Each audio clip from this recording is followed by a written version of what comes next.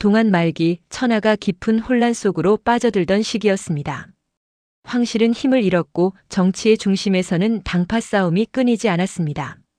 사람들은 더 이상 조정이 백성을 지켜줄 거라 믿지 않았고 관리들조차 몸을 보전하기 위해 백성을 수탈하는 지경에 이르렀습니다. 곳곳에서는 물자 부족과 전염병이 돌았고 자연재해가 이어지면서 농사도 제대로 되지 않았습니다. 굶주린 백성들은 살기 위해 도적이 되거나 혹은 도적에게 약탈당하며 하루하루를 힘겹게 버텼습니다. 이 어둠의 시대 한복판에서 후세의 의라는 한 글자로 기억되는 새 인물이 천천히 서로에게 다가가고 있었습니다. 나라가 불안정해지면 가장 먼저 무너지는 것은 백성들의 삶입니다. 기근과 전염병으로 사람들이 쓰러져 가던 어느 날 태평도라는 신비한 도교적 집단을 이끈 장각의 세 형제는 하늘이 오래되어 새로운 하늘로 바뀔 때가 왔다. 라는 구호를 외치며 봉기를 일으킵니다. 이것이 바로 세상을 뒤흔든 황건적의 난입니다. 황건군은 머리에 붉은 수건을 두르고 관군을 공격하며 급속도로 세력을 확장했습니다. 그들의 공격은 단순한 전투가 아니라 백성들의 마음속 분노가 폭발한 것이었습니다. 관군은 허약했고 관리들은 이미 부패해 제대로 된 저항조차 펼치지 못했습니다. 수많은 도시와 마을이 전쟁터로 변하고 화염 속에서 울부짖는 백성들의 소리가 천지에 가득 메워졌습니다. 천하가 무너져가는 바로 그 시기, 평범한 듯 평범하지 않은 한 청년이 한적한 시골에서 천하의 흐름을 바라보고 있었습니다.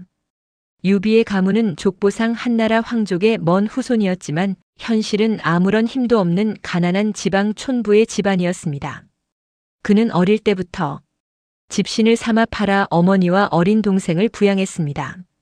집은 허름한 초가였고 살림살이 대부분은 누더기나 다름없었습니다. 하지만 유비는 가난한 환경에서도 품격을 잃지 않는 태도로 유명했습니다. 옷이 낡아도 깔끔히 정리해 입었고 말 한마디를 해도 늘 조심스럽고 정제되어 있었습니다. 똑같이 가난해도 사람들은 유비를 보면 묘하게 기품이 느껴진다고 말했습니다. 어린 시절에 유명한 일화가 있습니다. 어느 날 유비는 큰 버드나무 아래 누워 하늘을 바라보며 나무 그림자가 흔들리는 모습을 조용히 보고 있었습니다. 그때 지방의 유지였던 장세라는 사람이 우연히 그곳을 지나가다 유비의 모습에 시선을 멈췄습니다. 그는 주변 사람들에게 이렇게 말했습니다. 저 아이는 보통 아이가 아니다. 크면 반드시 큰일을 이루는 사람이 될 것이다. 어린 유비는 세상에 대한 분노나 조급함 대신 깊은 생각을 머금은 눈빛을 가지고 있었다고 전해집니다. 유비의 어머니는 아들이 가난한 현실 때문에 비굴하거나 억울해하는 모습을 보이는 것을 가장 경계했습니다. 어머니는 유비에게 항상 이렇게 말했습니다. 남의 고통을 내 고통처럼 여기거라. 그래야 하늘이 너를 돕는다. 집이 가난해서 하루 먹을 것도 부족할 때조차 어머니는 더 어려운 이웃에게 식량을 나누어 주기도 했습니다. 유비는 그 모습을 보며 백성을 돕는 것이 곧 올바름 이라는 말의 의미를 빠르게 이해하게 되었습니다. 유비는 성장하면서도 사람을 귀천으로 나누지 않았습니다.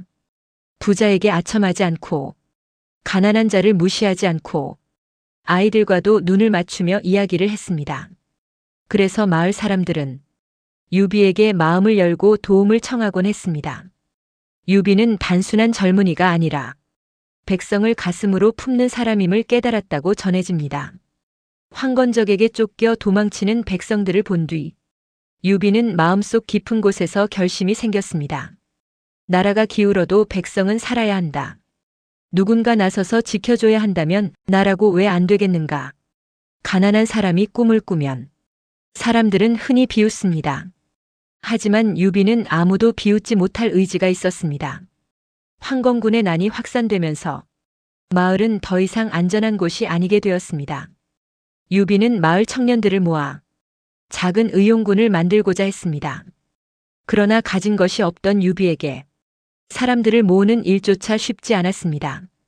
어느 날 시장에서 큰 소리가 들려왔습니다. 근처 시장에서 큰 목소리가 들려왔습니다. 이봐, 술 한 항아리 더 가져오지 않으면 가게를 싹 뒤집어 버릴 거야. 분명 거칠어 보이는 목소리였지만 어딘가 속이 시원해지는 호방함이 느껴졌습니다. 그 주인공은 장비. 넓은 어깨, 우람한 팔뚝, 단번에 보아도 평범한 사내가 아니라는 걸 알 수 있었습니다. 장비는 평소에 가죽 공예와 포도주를 만들어 팔았고 싸움도 잘하고 의리도 깊었지만 성격이 불같아 주변 사람들의 손에 잡히지 않는 인물이었습니다. 그는 유비의 고민을 듣고 툭 하고 한마디를 내뱉습니다. 나는 가진 게 많지는 않지만 천하가 이렇게 흩어지고 백성이 고통받는 걸 그냥 두고 볼 수는 없네. 유비는 장비의 거친 말투 속에서 진정성을 읽어냈습니다. 그 순간 두 사람은 이상하게 마음이 통했습니다. 장비는 말했습니다. 나는 가진 건 힘뿐이지만 그 힘을 바칠 곳을 찾고 있었네. 자네 같은 사람이라면 목숨도 맡길 수 있을 것 같군. 그 말은 결심이 가득한 한 사나이의 진심 그 자체였습니다. 며칠 뒤 동네 주막에 한 사내가 들어왔습니다. 붉은 얼굴, 길고 매끄럽게 내려오는 수염, 단단한 눈빛과 안정된 걸음걸이. 주막 사람들은 단번에 그 사내가 범상치 않음을 알아차렸습니다. 그는 혈통이 좋거나 지위가 있는 사람은 아니었지만 있어야 할 자리에 정확히 서 있는 장군 같은 느낌을 풍겼습니다. 그가 바로 관우. 관우는 고향에서 억울한 일을 당해 떠돌이 생활을 하고 있었지만 고향을 떠날 때 자신에게 한 맹세가 있었습니다. 의롭지 않은 자는 따르지 않는다. 관우는 유비가 가난해도 떳떳하고 부귀를 좇지 않는다는 이야기를 들은 뒤 스스로 그를 찾아온 것입니다. 관우는 조심스럽게 말했습니다. 행동으로 의를 지키려는 분이라 들었습니다. 그런 분을 돕는 것은 제게도 큰 영광입니다. 이 말은 유비를 의심 없이 믿겠다는 뜻이기도 했습니다. 장비는 처음엔 관우를 보고 너무 점잖고 냉정해 보여 경계했지만 관우가 무기를 잡는 순간 그의 실력과 결의를 인정하게 됩니다. 세 사람은 그날 밤 백성을 지켜야 하는 이유, 황건적에 난 뒤 무너져가는 세상에 대한 생각, 그리고 서로에 대한 믿음을 깊게 나누었습니다. 며칠 뒤 장비가 자신이 살던 집 뒤편에 복숭아 나무가 가득 피어난 정원을 정리해 소박한 제단을 만들었습니다. 봄바람이 불며 복숭아 꽃이 비처럼 흩날리는 그날, 세 사람은 무릎을 꿇고 향을 피우고 하늘에 몸과 마음을 바치는 맹세를 했습니다. 우리는 오늘부터 한마음의 형제가 된다. 비록 태어난 날은 다르나 같은 날 죽기를 바란다. 그 맹세는 이익을 나누는 계약도 비밀리에 맺은 동맹도 아니었습니다. 오직 의를 위한 약속, 지켜야 할 백성이 있고 지켜야 할 진심이 있어 맺은 결이었습니다. 이 장면은 후대 수백 년 동안 의형제의 상징으로 전해졌습니다. 백성들의 분노가 모여 일어난 황건군은 세력을 눈에 띄게 키워가고 있었습니다. 관군은 무능했고 황제는 혼란 속에서 갈피를 잡지 못하고 있었습니다. 이런 때에 유비와 관우, 장비는 지방에서 스스로 병사를 모아 전장으로 나섰습니다. 그들의 군세는 관군의 정규 병력에 비하면 초라했고 장비도 충분하지 않았습니다. 하지만 마음속에 품은 의지는 누구보다 강했습니다. 황건군의 깃발이 바람에 펄럭이는 전장에 서자 유비는 몸이 떨릴 만큼 두려움을 느끼기도 했습니다. 그러나 그의 곁에는 관우의 침착한 기운이 있었고 장비의 뜨거운 기상이 있었습니다. 그 두 사람의 존재는 유비의 마음을 단단히 붙잡아 주었습니다. 그때 관우가 조용히 말을 건넸습니다. 형님, 두려움은 누구에게나 있습니다. 하지만 그 두려움을 넘어서는 것이 장부의 길입니다. 장비는 굵은 목소리로 외쳤습니다. 나 장비가 앞장섭니다. 따르기 싫으면 뒤에서 구경이나 하십시오. 첫 전투에서 세 사람은 놀라운 활약을 펼쳤습니다. 장비는 호랑이처럼 돌진해 황건군 장수를 단숨에 쓰러뜨렸고 관우는 대지 위에 청룡 언월도의 궤적을 그리며 거침없이 적장을 베어냈습니다. 유비는 흐트러진 진영을 빠르게 정비하며 병사들을 조화롭게 이끌었습니다. 전투를 지켜보던 백성들은 유비를 가리키며 이렇게 말했습니다. 저 사람은 권세는 없지만 마음을 편하게 하는 기운이 있습니다. 저런 사람 곁에는 절로 사람들이 모이기 마련이지요.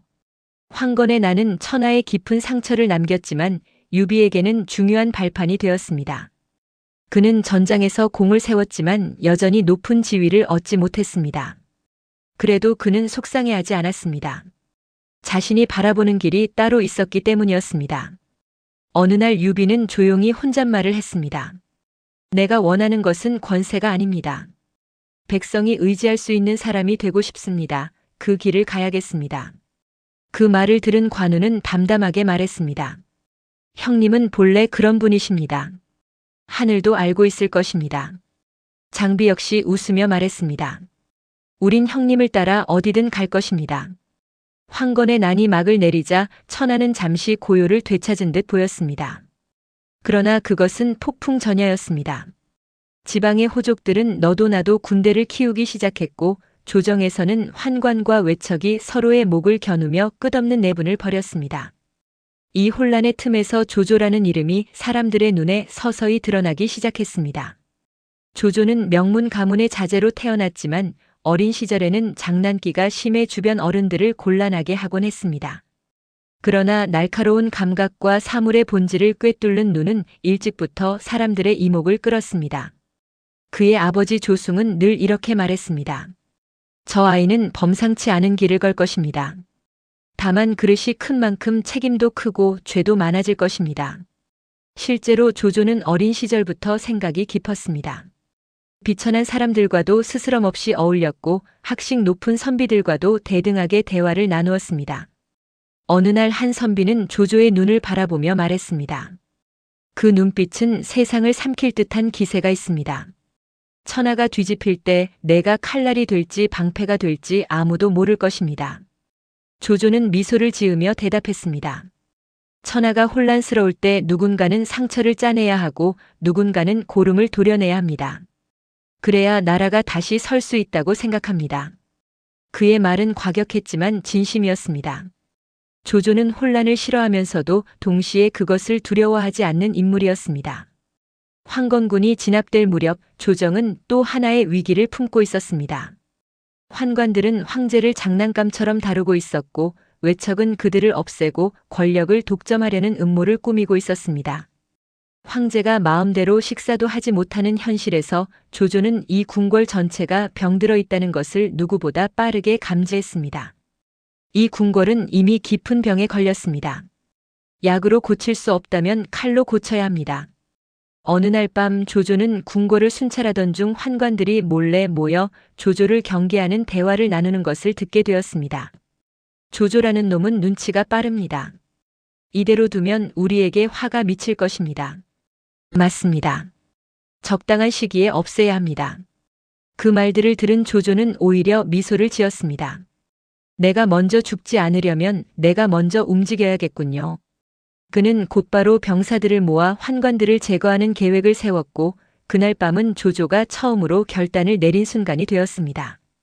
그 뒤로 그는 어떤 결단 앞에서도 흔들리지 않는 사람이 되었습니다. 이 일로 조조는 조정에서 빠르게 이름을 널리 알렸고 동시에 그를 두려워하는 사람들도 늘어났습니다. 한편 각지의 궁궐들은 황건의 난 이후 더 거센 야심을 드러내고 있었습니다. 중원에서는 원소가 명문 가문을 등에 업고 세력이 커지고 있었고 하북에서는 공손찬이 백마군을 거느리며 패권을 꿈꾸고 있었습니다. 강동에서는 손견이 호랑이처럼 세력을 넓혀가고 있었습니다. 작은 촌락에서 출발하여 백성을 도우며 떠돌던 유비 형제들도 이 흐름에서 벗어날 수 없었습니다. 조조는 이 거대한 흐름을 보며 조용히 생각했습니다. 천하는 점점 갈라지고 있습니다. 이 틈을 누가 먼저 움켜쥐느냐에 따라 역사가 달라질 것입니다. 그는 참모들과 모여 이렇게 말했습니다. 지금부터는 누가 천하를 위해 무엇을 할 수 있느냐가 중요합니다. 명문도 가문도 중요하지 않습니다. 필요한 건 결단력과 냉철함입니다.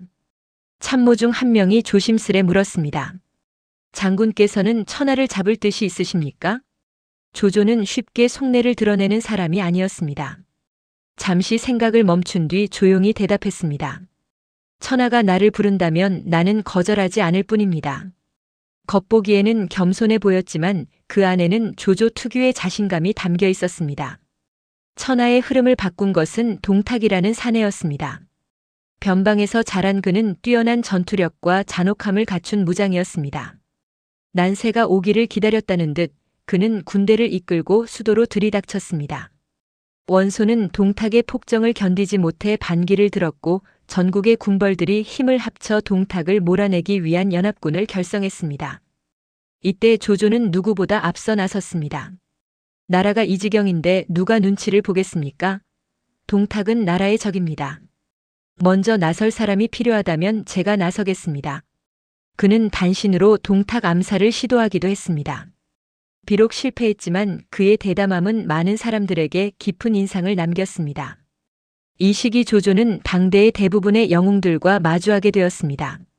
원소, 공손찬, 손견, 유비 모두 난세에 태어난 걸출한 인물들이었습니다. 그러나 조조는 그들을 바라보며 속으로 판단했습니다. 뛰어난 자들이지만 나라를 짊어질 만큼 확고한 의지를 가진 자는 많지 않습니다. 뜻은 크지만 정에 약한 자도 있고 배짱은 있지만 지략이 부족한 자도 있습니다. 결국 천하를 건너는 사람은 나 같은 유형일 것입니다. 연합군의 소규모 병력을 이끌고 참여한 유비 역시 이때 조조와 마주했습니다. 조조는 처음으로 유비를 주의 깊게 살펴보았습니다. 겁이 없고 욕심도 크지 않다. 그런데 사람을 끌어당기는 묘한 힘이 있다. 저 미약한 세력 뒤에 서 있는 두 장수의 기세도 범상치 않다. 관우와 장비를 본 조조는 속으로 중얼거렸습니다. 삼국을 열 인물들은 각기 다른 힘을 타고 난다더니 이 형제는 유난히 조화롭구나. 그리고 유비라는 사람은 마음을 잡기 어려운 유형이다. 경계해야 한다. 유비 또한 조조를 유심히 바라보았습니다. 조조라는 사람 그의 야심은 번개처럼 날카롭다. 사람의 속을 꿰뚫고 결단도 빠르다. 큰 그릇을 가진 사람이지만 내가 쉽게 다가갈 수 없는 깊은 그림자가 있다. 둘은 서로를 인정했지만 마음 깊은 곳에서는 이미 경계가 자리 잡았습니다. 그 순간부터 운명의 갈림길은 서서히 열리고 있었습니다. 동탁이 황제를 끌고 장안으로 달아난 뒤 천하는 사실상 주인 없는 집처럼 변했습니다. 연합군은 겉으로는 의를 내세웠지만 속으로는 각자 다른 욕심을 품고 있었습니다. 이때 조조는 본격적으로 자신의 세력을 만들기 시작했습니다. 그는 고향 연주로 돌아가 백성을 보호하며 군사력을 키웠습니다. 조조의 방식은 냉정했지만 효과가 빨랐습니다. 도적이 나타나면 하루도 묵히지 않고 토벌했고 법을 어긴 자는 신분과 상관없이 처형했습니다. 사람들은 두려워하면서도 신뢰를 보내기 시작했습니다. 조조가 다스리는 곳은 무섭지만 안전합니다. 도적이 발붙이지 못합니다. 굶주린 백성을 먹이고 재능 있는 사람은 신분을 따지지 않고 등용합니다. 반면 유비는 작은 병력을 이끌고 떠돌며 백성을 돕고 약자를 지키는데 힘을 쏟았습니다. 이를 본 백성들은 이렇게 말했습니다. 가난하지만 마음이 따뜻한 사람입니다. 저런 사람이 나라의 귀인이 되어야 하지 않겠습니까? 두 사람은 같은 시대를 살았지만 걸어가는 길은 완전히 달랐습니다. 조조의 길은 냉정한 결단과 강철 같은 통치였습니다. 유비의 길은 인의와 의리, 백성의 눈물을 닦아주는 길이었습니다. 연주는 굶주림과 도적을 동시에 겪고 있었습니다. 조조가 연주를 안정시키기 시작하자 사람들은 하나둘 몰려들기 시작했습니다. 그 중에는 유능한 문관과 장수들도 포함되어 있었습니다. 곽가, 순욱, 정욱 같은 뛰어난 전략가들이 조조의 진영으로 들어와 말했습니다. 당대의 영웅은 원소도 아니요, 손견도 아니며 유비도 아닙니다. 조공이야말로 천하를 새롭게 열 인물입니다. 조조는 겉으로는 웃고 있었지만 마음속에서는 천천히 거대한 결심을 다져가고 있었습니다. 그래, 누군가는 이 혼란을 끝내야 한다. 누군가는 천하를 다시 묶어야 하니 그 역할을 내가 맡는다면 그 또한 하늘이 재앙 속에 내려준 의무일지도 모른다. 조조는 어느 날 밤 홀로 북쪽 하늘을 바라보며 이렇게 중얼거렸습니다. 나는 나를 믿는다. 나 이외에 누가 이 무너진 천하를 일으킨단 말인가. 연주의 전란이 심화되자 조조는 유비에게 도움을 요청했습니다. 유비는 백성을 돕는 일이라면 어느 진영이든 가리지 않는 성격이었기 때문에 조조의 부름에 기꺼이 응했습니다. 조조는 유비를 보며 속으로 말했습니다. 저 사람을 내 사람으로 삼을 수 있다면 얼마나 든든하겠습니까? 하지만 그릇이 큰 사람은 결코 남을 위해만 살지 않지. 언젠가 반드시 내 길과 부딪히게 될 것이다. 유비 역시 조조를 바라보며 마음속으로 중얼거렸습니다. 조조는 나라를 세울 사람이다. 하지만 나는 조조가 만드는 나라에서 백성이 편히 살 수 있을지 두렵다. 두 사람은 서로를 칭찬했고 서로를 인정했습니다. 그러나 마음 깊은 곳에서는 점점 더 멀어지고 있었습니다. 이때부터 이미 삼국지의 핵심 갈등, 즉 조조와 유비의 대립 구도는 본격적으로 무르익고 있었습니다. 마침내 조조는 큰 결단을 내렸습니다. 혼란 속을 떠돌던 어린 황제를 모시고 허도로 돌아온 것이었습니다. 사람들은 두 가지 의견으로 나뉘었습니다. 천자를 모신 조조는 정당성을 얻었습니다. 천자를 앞세워 조조가 권력을 독점하려 합니다. 그러나 조조의 속마음은 단순했습니다. 천하는 힘만으로는 얻을 수 없다. 명분이 필요하다. 명분을 쥔 자가 천하를 움직인다. 그가 황제를 모신 순간 천하는 크게 요동치기 시작했습니다. 군벌들은 조조를 경계하기 시작했고 조조에게 몰려드는 인재는 더욱 많아졌습니다. 유비는 이 소식을 들으며 조용히 말했습니다. 조조는 드디어 천하를 본격적으로 움켜쥐기 시작했습니다. 우리는 이제 그와 정면으로 부딪히지 않을 수 없겠지요. 관우와 장비는 말을 아꼈지만 이미 그들의 눈빛은 결연해져 있었습니다. 세 사람은 더 이상 그저 떠도는 용병이 아니라 천하의 거대한 흐름 속으로 걸어가고 있는 존재가 되어가고 있었습니다. 조조가 황제를 품고 허도로 돌아온 날, 천하의 수많은 시선이 한 곳을 향하고 있었습니다. 원소는 분노했습니다. 손씨 가문은 경계했습니다. 공손차는 기회를 엿보고 있었습니다. 그리고 유비는 조용히 말했습니다. 천하가 이제 두 갈래로 갈라지고 있다. 조조를 따르던가, 조조와 맞서든가. 그 길은 고통과 풍파로 가득하겠지만 피할 수 있는 길은 아니다. 관우는 묵직하게 고개를 끄덕였습니다. 형님, 그 길이 형님의 길이라면 저희 둘도 따르겠습니다. 장비는 우렁차게 웃으며 말했습니다. 조조란 놈이 천하를 가져간다고요? 웃기는 소리입니다. 우리 셋이 같이 있다면 상대가 누군들 못 이기겠습니까? 그러나 유비는 알고 있었습니다. 앞으로 가야 할 길이 결코 장난처럼 가벼운 길이 아니라는 것을 말이었습니다. 한편 조조는 다른 곳에서 홀로 중얼거리고 있었습니다. 이제 시작이다. 천하는 나의 그릇 안으로 들어오려 하고 배반할 자, 따르는 자 모두 이 조조의 품 안에서 한 판을 벌이게 될 것이다. 그 순간 마치 천하의 운명이 두 지도자를 중심으로 둘로 나뉜 듯 했습니다. 조조의 냉철한 야망과 결단, 유비의 인의와 백성을 위한 길, 그리고 장차 이어질 적벽의 시대, 삼국 분열의 서막. 천하는 이제 거대한 소용돌이 속으로 들어가고 있었습니다. 조조가 황제를 품고 허도의 터전을 잡은 뒤 천하는 더욱 큰 소용돌이로 빨려 들어가고 있었습니다. 마치 오래된 강물이 한순간에 세 갈래로 갈라지는 것처럼 영웅들도 자신만의 방향을 찾아 움직이기 시작했습니다. 동탁의 그림자는 사라졌지만 그가 남긴 상처는 깊었습니다. 그 틈으로 수많은 야망이 솟아올랐습니다. 그 야망들은 서로 섞이지 못하고 서로 부딪히며 결국 천하를 조조, 유비, 손권이라는 세 개의 기둥이 맞서는 형국으로 몰아가고 있었습니다. 그러나 아직 누구도 자신이 삼국 중 하나의 주인이 될 것이라고 확신하지 못하고 있었습니다. 그들이 걷는 길은 늘 절벽 끝을 걷는 것처럼 아슬아슬했고 승리 하나하나는 피와 눈물로 얻어진 것이었습니다. 이 이야기는 바로 그 삼국 형성의 길, 피와 믿음, 배반과 의리, 그리고 시대의 거대한 흐름이 하나의 나라를 향해 나아가는 이야기였습니다. 허도의 황제를 모신 조조는 천하의 명분을 손에 넣었지만 아직 실질적인 힘은 부족했습니다. 그는 먼저 북방에 자리 잡은 수많은 군벌과 호족을 평정하여 기반을 다져야 했습니다. 당시 북방에는 거인이라 불리던 원소가 있었습니다. 가문은 명문이었고 부하 장수들은 실력자들로 가득했습니다. 하지만 원소에게는 치명적인 약점이 있었으니 바로 우유부단함과 결단력 부족이었습니다. 원소는 많은 사람을 모았으나 많은 사람의 의견을 모두 듣고자 했습니다.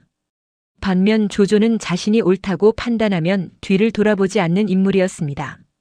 이 차이는 결국 거대한 결과를 만들어내고 말았습니다. 관도에서 두 사람의 인생을 건 전쟁이 벌어졌습니다. 원소의 군사는 조조보다 몇 배나 많았습니다.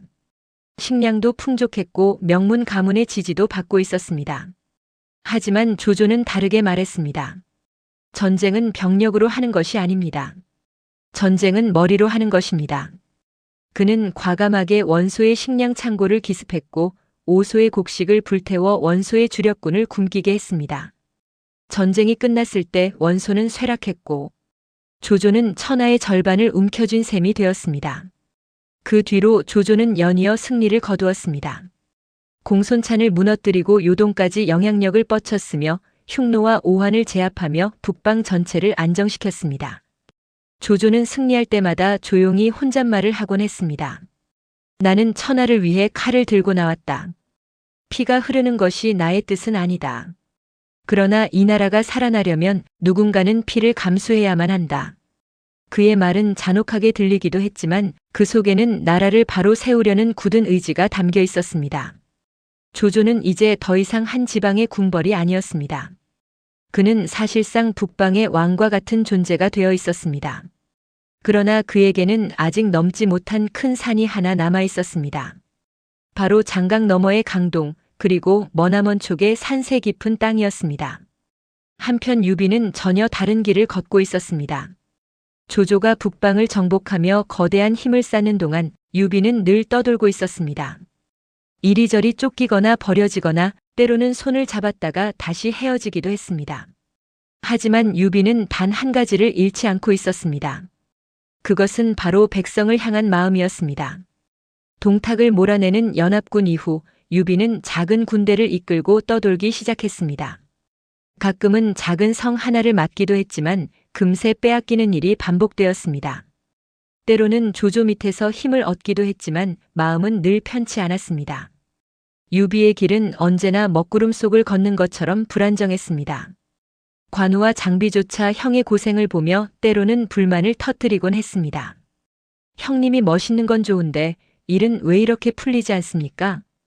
우리 셋이면 작은 나라 하나쯤은 들었다 놨다 할 수 있을 텐데요. 장비는 술잔을 기울이며 크게 소리치기도 했습니다. 그러나 유비는 쉽게 흔들리지 않았습니다. 우리는 아직 때를 만나지 못했을 뿐입니다. 천하가 완전히 갈라지고 길이 명확해질 때가 오면 우리가 걸어야 할 길이 분명하게 보일 것입니다. 유비의 말은 늘 한 박자 늦는 듯 들렸지만 그 안에는 흔들리지 않는 무게가 담겨 있었습니다. 이런 유비가 제갈량을 얻게 된 과정은 훗날 사람들 입에서 입으로 전해지며 삼고초려라는 이름으로 굳어졌습니다. 그러나 그때 현장에 있던 이들에게 그것은 멋진 고사성어가 아니라 한 사람을 만나기 위해 온 마음을 다해 문을 두드렸던 치열한 시간이었습니다. 서서가 유비 앞에 처음 나타났을 때부터 이야기는 시작되었습니다. 서서는 유비의 눈빛을 조용히 바라보며 말했습니다. 장군께서는 인의의 사람입니다.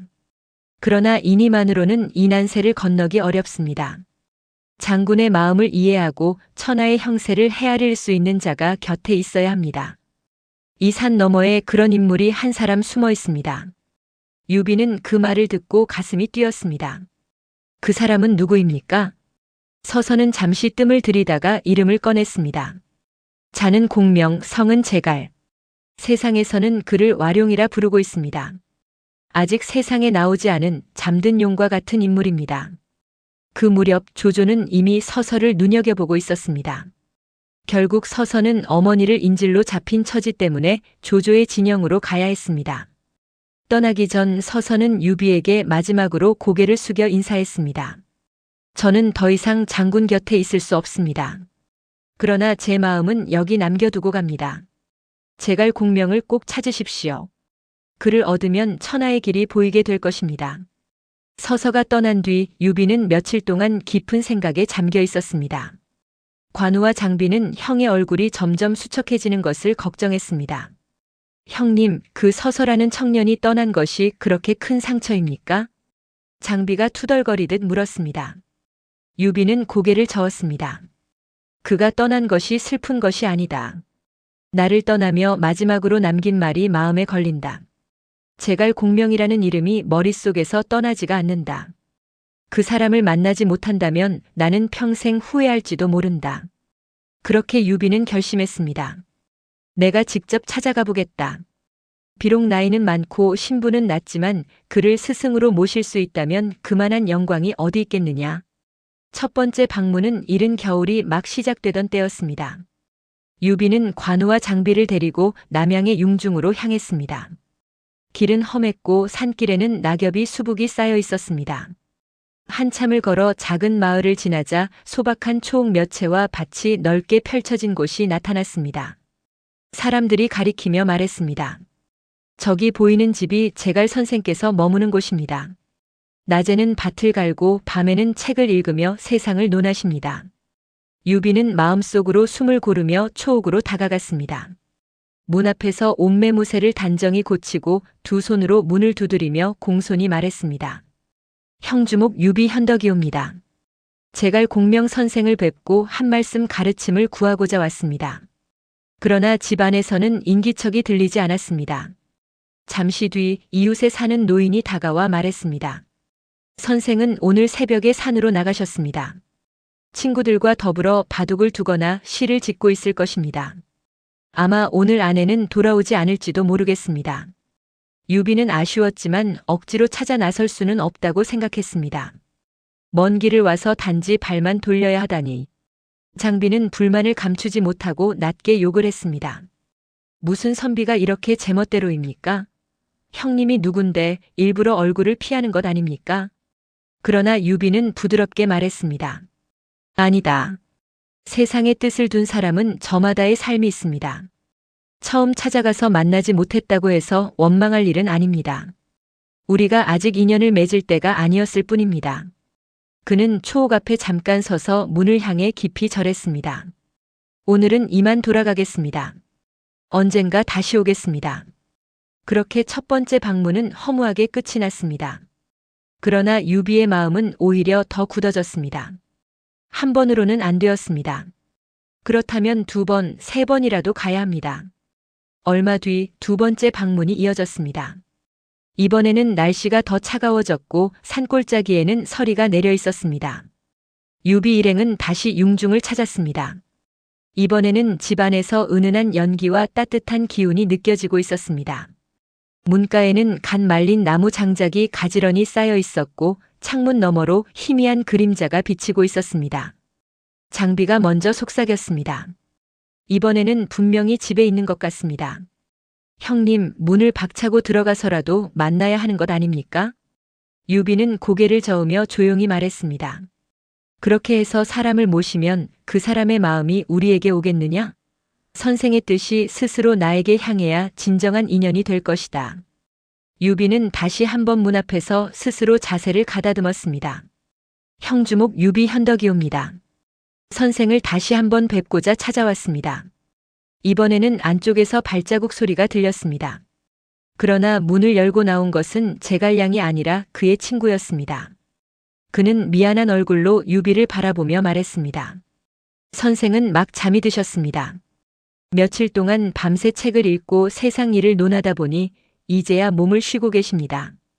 깨우기에는 너무 민망한 상황입니다. 관우의 눈썹이 미세하게 움찔했습니다. 장비는 참지 못하고 한 발짝 앞으로 나갔습니다. 형님이 누구인지 압니까? 이 난세의 백성을 위해 싸우는 분입니다. 잠 좀 깨운다고 해서 어찌 하늘이 무너지기라도 한다는 말입니까? 유비는 장비의 팔을 잡고 조용히 끌어당겼습니다. 장비야, 그만하거라. 사람의 잠을 깨우면서까지 만나고 싶어 하는 것은 내 욕심일 뿐이다. 진정 그가 나의 스승이 될 사람이라면 내가 이만큼 기다릴 수 있어야 하지 않겠느냐? 유비는 초옥 앞 마당에 놓인 돌 위에 잠시 앉았다가 곧 일어섰습니다. 그리고 이번에도 문을 향해 깊이 허리를 굽혔습니다. 선생께서 편히 쉬신다니 다행입니다. 오늘은 이만 돌아가겠습니다. 언젠가 때가 되면 반드시 다시 찾아오겠습니다. 두 번째 방문도 허무하게 끝이 났지만 유비의 마음은 더욱 단단해지고 있었습니다. 그는 돌아가는 길에 하늘을 바라보며 생각했습니다. 내가 천하를 논할 만한 인재를 얻고자 하면서 겨우 두 번 찾아가 보고 포기한다면 그 또한 내 그릇이 작은 증거일 것이다. 이번이 안 되었다면 세 번째가 있을 뿐이다. 마침내 세 번째 방문의 날이 찾아왔습니다. 그날은 이른 봄이 막 시작되던 때였습니다. 산에는 아직 찬 기운이 남아 있었지만 나뭇가지 끝에는 작은 새싹이 맺히고 있었습니다. 아침 안개가 골짜기를 덮고 있었고 밭두렁에는 지난 겨울을 견딘 풀들이 얼굴을 내밀고 있었습니다. 유비는 이번에도 관우와 장비를 데리고 융중으로 향했습니다. 장비는 투덜거리며 말했습니다. 형님, 이번에도 만나지 못하면 저는 다시 오지 않을 것입니다. 세상에 인재가 제갈량 한 사람뿐입니까? 우리가 굳이 이렇게까지 해야 합니까? 관우는 말이 적었지만 마음속으로는 형의 뜻을 이해하고 있었습니다. 장비야, 형님의 뜻은 천하를 얻는 데 있지 않다. 천하의 백성을 편히 살게 하고자 하는 것이다. 그 길에 꼭 필요한 사람이 있다면 3번이 아니라 30번이라도 찾아갈 수 있어야 한다. 유비는 조용히 미소를 지었습니다. 두 사람 다 고맙다. 나를 따라 이 고생을 하는구나. 오늘은 어떤 결과가 나오든 내 마음을 있는 그대로 전해보겠다. 세 사람이 초옥에 도착했을 때 집 안에서는 낮은 피리 소리와 함께 책장을 넘기는 소리가 희미하게 들리고 있었습니다. 연기는 굴뚝에서 천천히 피어오르고 있었고 마당에는 겨울 동안 쓰였던 나무 장작이 반쯤 남아 있었습니다. 유비는 이번에도 문 앞에서 정갈하게 옷을 고치고 두 손을 모아 문을 두드렸습니다. 형주목 유비 현덕이옵니다. 제갈 공명 선생을 뵙고자 세 번째로 찾아왔습니다. 잠시 후 안에서 발자국 소리가 또렷하게 들려왔습니다. 문이 천천히 열리자 수수한 옷차림에 젊고 맑은 얼굴을 한 사내가 모습을 드러냈습니다. 그의 눈빛은 조용했지만 그 안에는 깊고 넓은 하늘 같은 것이 담겨 있는 듯 했습니다. 그가 바로 제갈량이었습니다. 제갈량은 유비를 향해 예를 갖추며 말했습니다. 먼 길을 3번이나 찾아오시다니 이미 제 마음이 장군께 빚을 진 셈이 되었습니다. 삼고의 정성을 제가 어찌 모른 척하겠습니까? 부디 안으로 들어오시지요. 유비는 그 말을 듣는 순간 가슴이 뜨거워졌습니다. 그는 급히 몸을 낮추며 말했습니다. 삼고라니요. 그저 선생의 문 앞에서 배우고자 했을 뿐입니다. 제가 오히려 송구할 따름입니다. 초옥 안에는 소박한 책상과 곳곳에 쌓인 죽간과 서책들이 있었습니다. 창밖으로는 밭과 산이 보였고 멀리서 새들이 울고 있었습니다.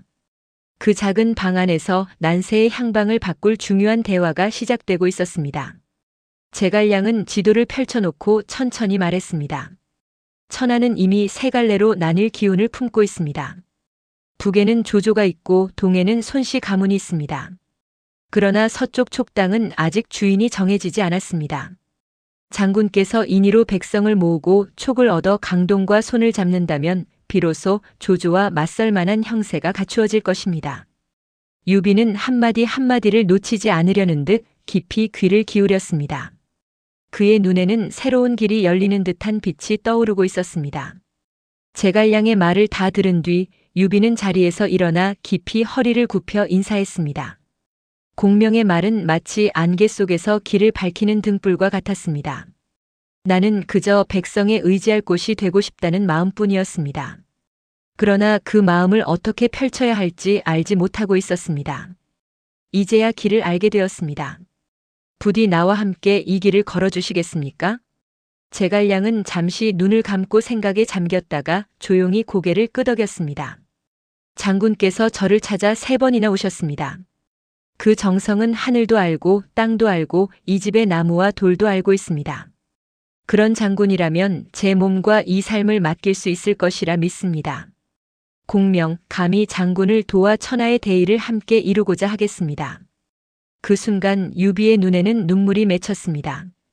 관우와 장비도 옆에서 그 말을 듣고 더 이상 반발하지 않았습니다. 장비는 오히려 머리를 극적이며 웃었습니다.